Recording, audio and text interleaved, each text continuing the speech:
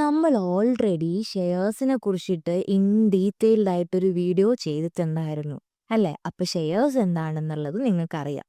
ഇനി എന്താണ് ordinary shares എന്നാണ് നമ്മളിന്ന് നോക്കാൻ വേണ്ടി പോകുന്നത്. സോ ഷെയർസിനെ പറ്റിയിട്ട് അറിയാത്തവര് ജസ്റ്റ് ആ ഷെയർസിന്റെ വീഡിയോ കണ്ടിട്ട് ഓർഡിനറി ഷെയർസിലേക്ക് വരിക. സോ ഓർഡിനറി ഷെയർസ് എന്താണ്? ഓർഡിനറി ഷെയർസ് എന്ന് നമുക്ക് ഡീറ്റെയിൽഡ് ആയിട്ട് നോക്കാം. നമ്മുടെ ഈ ഓർഡിനറി ഷെയർസിനെ തന്നെയാണ് ഇക്വിറ്റി ഷെയർസ് എന്നും പറയാ. ഓക്കെ, ഇക്വിറ്റി ഷെയർസ് നമുക്കിനി നോക്കാം.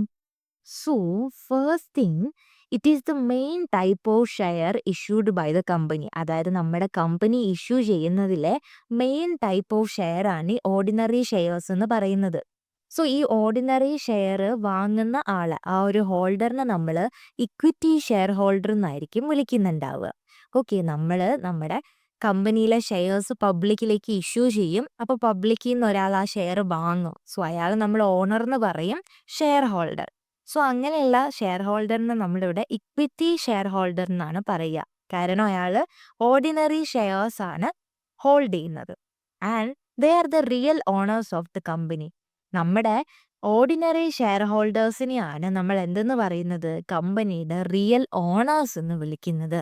ഇവർക്ക് എന്തുണ്ട്? കമ്പനിയുടെ മേജർ ഡിസിഷനിലൊക്കെ എന്തുണ്ട്? വോട്ടിംഗ് റൈറ്റ്സ് ഉണ്ട്. Okay, they have voting right and they receive dividend. നമ്മുടെ കമ്പനി എന്ത് ചെയ്യും? നമ്മുടെ കമ്പനി പ്രോഫിറ്റ്സ് ജനറേറ്റ് ചെയ്യും അല്ലേ? സോ കമ്പനി പ്രോഫിറ്റ് ജനറേറ്റ് ചെയ്യുന്ന സമയത്ത് കമ്പനി നോക്കും, നമുക്ക് ക്യാഷ് ആവശ്യമായിട്ട് വന്ന സമയത്ത് നമുക്ക് ക്യാഷ് തന്ന് സഹായിച്ച ആൾക്കാരാണല്ലോ ഈ ഷെയർ ഹോൾഡേഴ്സ്. സോ നമുക്ക് അവർക്ക് ഇൻ റിട്ടേൺ എന്തെങ്കിലും കൊടുക്കണ്ടേന്ന് നമ്മുടെ കമ്പനി നോക്കുമ്പോൾ നമ്മൾ എന്ത് ചെയ്യും? നമ്മുടെ പ്രോഫിറ്റിൽ നിന്ന് ഒരു കുഞ്ഞു പാർട്ട് എന്ത് ചെയ്യും?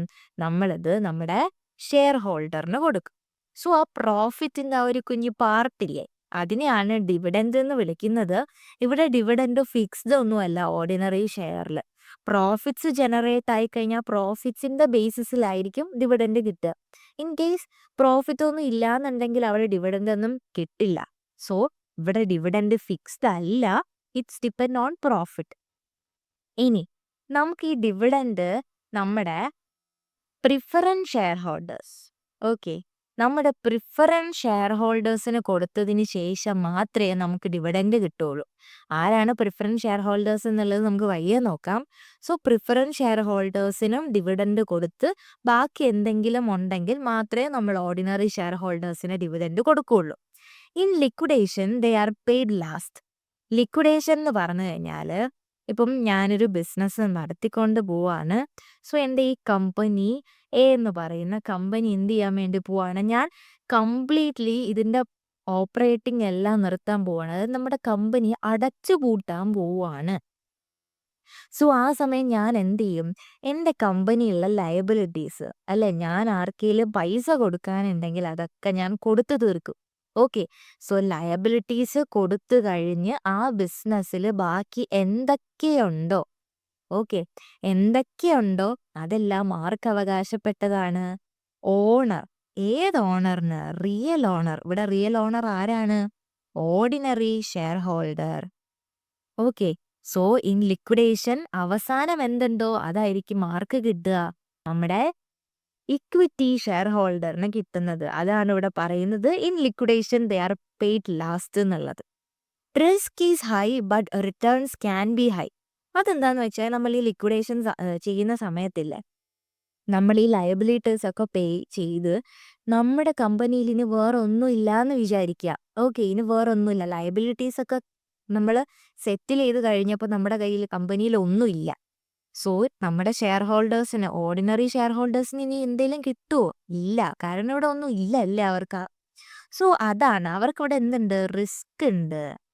ഇനി ഈ ലയബിലിറ്റീസ് ഒക്കെ പേ ചെയ്ത് കഴിഞ്ഞ് നമ്മുടെ കമ്പനിയിൽ ഒരു $10 lakh വാല്യൂ ഉള്ള കാര്യങ്ങൾ നമ്മുടെ ബിസിനസ്സിൽ ഉണ്ടെന്ന് വിചാരിക്കുക. അതായത് $1 lakh ഉണ്ടെന്ന് വിചാരിക്കുക. ഇതാർക്കുള്ളതാണ്? ഇത് ഫുള്ളി നമ്മുടെ ഓർഡിനറി ഷെയർ ഹോൾഡേഴ്സിനുള്ളതാണ്. സോ ഇവിടെ റിസ്ക്കും ഉണ്ട്, അതുപോലെ തന്നെ ഇവിടെ എന്താണ്? ഇവിടെ റിട്ടേൺസ് ഓൾസോ എന്താണ്? ഹൈ ആണ്.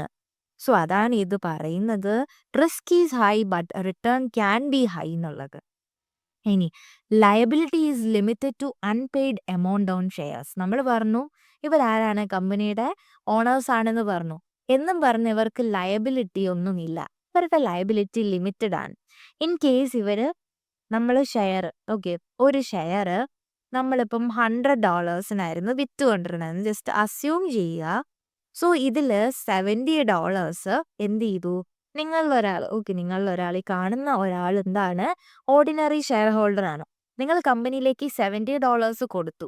ബാക്കി എത്ര കൊടുക്കാനുണ്ട്? $30 ഉണ്ട്. ഈ $30 മാത്രമായിരിക്കും നിങ്ങളുടെ ലയബിലിറ്റി. അല്ലാതെ നിങ്ങൾക്ക് ഈ കമ്പനിയിലോട്ട് ലയബിലിറ്റി എന്ന് പറഞ്ഞ് ഒന്നും തന്നെ ഉണ്ടായിരിക്കില്ല. So liability is limited to unpaid amount on shares. So ഇതാണ് എന്തെന്ന് പറയുന്നത്, ഓർഡിനറി ഷെയർസ്. നിങ്ങൾക്ക് ഈ ടോപ്പിക്ക് മനസ്സിലായിട്ടുണ്ട് എന്നുണ്ടെങ്കിൽ മാത്രം ജസ്റ്റ് ഒന്ന് ലൈക്ക് ചെയ്യുക. എന്നാൽ മാത്രമേ ഇത് മനസ്സിലാവുന്നുണ്ടോ ഇല്ലയോ എന്ന് എനിക്ക് അറിയാൻ വേണ്ടി പറ്റുള്ളൂ. ആൻഡ് എന്തെങ്കിലും ഇമ്പ്രൂവ്മെൻറ്റ്സോ സജഷൻസോ ഡൗട്ട്സോ കാര്യങ്ങളൊക്കെ ഉണ്ടെന്നുണ്ടെങ്കിൽ ജസ്റ്റ് കമൻറ്റ് ചെയ്യാനും മറക്കരുത്. ആൻഡ് നമുക്ക് റിട്ടൺ നോട്ട്സ് അവൈലബിൾ ആണ് ഓരോ ടോപ്പിക്ക് നമ്മൾ ഡിസ്കസ് ചെയ്യുന്നത്. സോ ഇതുവരെ ഡിസ്കസ് ചെയ്ത എല്ലാ ടോപ്പിക്കിൻ്റെ നോട്ട് നമ്മുടെ ഇൻഫൈറ നോട്ട്സ് എന്ന് പറയുന്ന ടെലഗ്രാം ചാനലിൽ അവൈലബിൾ ആണ്. ആൻഡ് ഓൾസോ നമ്മൾ അന്നന്ന് എടുക്കുന്ന ടോപ്പിക്സിൻ്റെ നോട്ട് വീഡിയോ അപ്ലോഡ് ചെയ്ത് കഴിയുമ്പോൾ തന്നെ ടെലഗ്രാം ചാനലിൽ അവൈലബിൾ ആയിരിക്കും. സോ ടെലഗ്രാം ചാനലിൻ്റെ ലിങ്ക് വേണം എന്നുള്ളവർ എബൌട്ടിലുണ്ട്. ആൻഡ് ഓൾസോ ഞാൻ പിൻഡ് കമൻ്റ് ആയിട്ടും കൊടുത്തേക്കാം.